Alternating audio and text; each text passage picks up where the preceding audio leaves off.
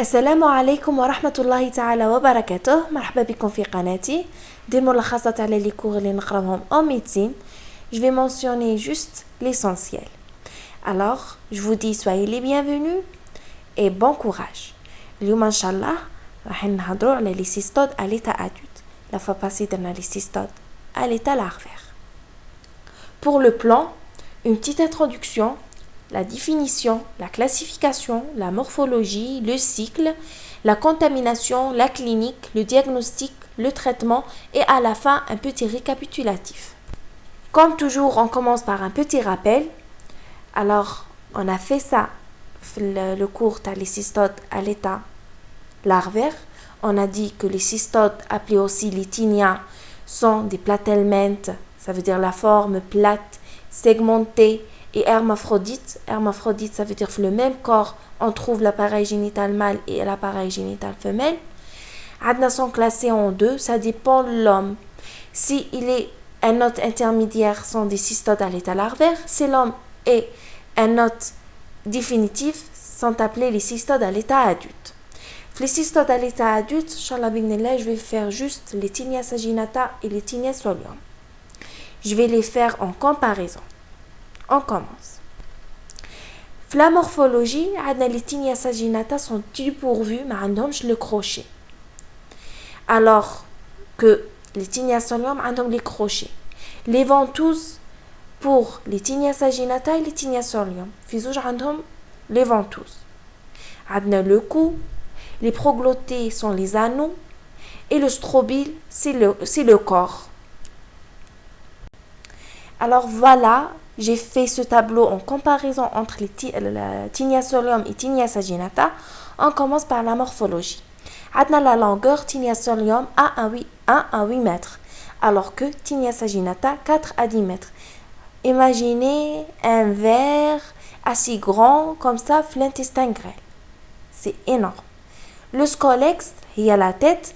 Comme j'ai dit, tinea solium a un crochet et des ventouses, alors que tinea saginata, elle est dépourvue de crochets, elle a juste les ventouses.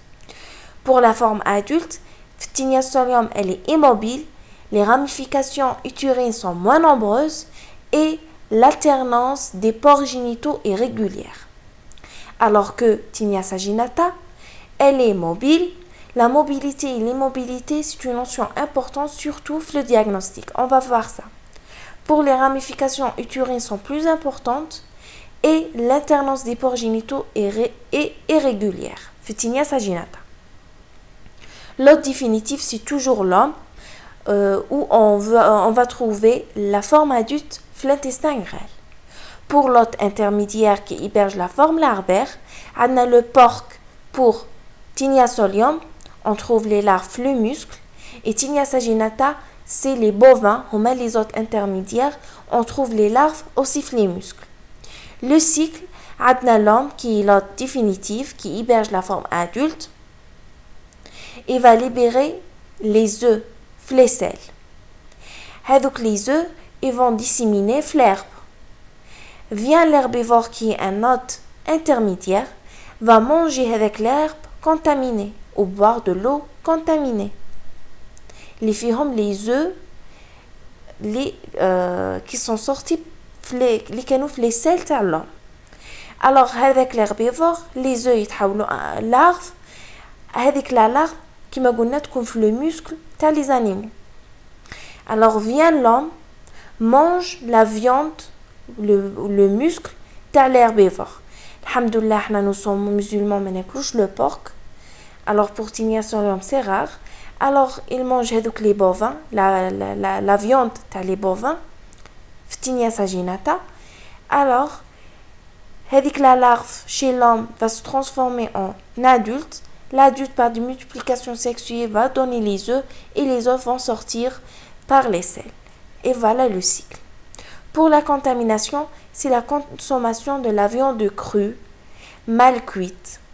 Alors, si pour prévenir ces parasitoses, on doit bien cuire la viande ou bien la congeler à moins 19 degrés Celsius avant la consommation. Comme ça, on va tuer les larves. Alors, pour la clinique, les signes sont non spécifiques. L'alternance diarrhée-constipation, douleur abdominale, nausées, vomissements, boulimie ou anorexie. Alors, ce qui est important, il faut mémoriser la notion de signes non spécifiques. Pour la complication de tinea solium, t'atteins la cystosarcose. La cystosarcose, c'est une helminthose due à un cystode à l'état larvaire. هذه ما mentionnetهاش في le cours précédent, mais il faut la mémoriser. La cystosarcose, c'est une helminthose due à un cystode à l'état larvaire. حنا شو قلنا في tinea solium. L'homme va ingérer la larve في le tube digestif تعطينا تتحولنا une forme adulte. La forme adulte par des multiplications sexuelles تعطينا les œufs. Alors, un mouvement inversé des larves, شمعنا هذوك les anneaux qui contiennent les œufs يطلعوا l'estomac ما يقعدوش في l'intestin. Alors في l'estomac تصرى لهم une lyse vont libérer هذوك les œufs راح يكونوا في l'intestin يتحولوا des larves. هذوك les larves vont traverser la paroi intestinale et vont être la circulation sanguine, la circulation générale. ويروحوا le système nerveux, les yeux, la peau et surtout les muscles. Voilà ce qu'on veut dire par un mouvement inversé des larves et se loge préférentiellement dans les muscles. Pour tinea saginata, les complications sont appendicite, des occlusions, perforations et rarement un abcès hépatique et biliaire. Pour le diagnostic, هنا vient la notion تاع mobile et immobile. tinea solium قلنا عليها immobile. معناتها لازم un diagnostic direct هو Scotch test. Alors, tinea saginata قلنا عليها elle est mobile.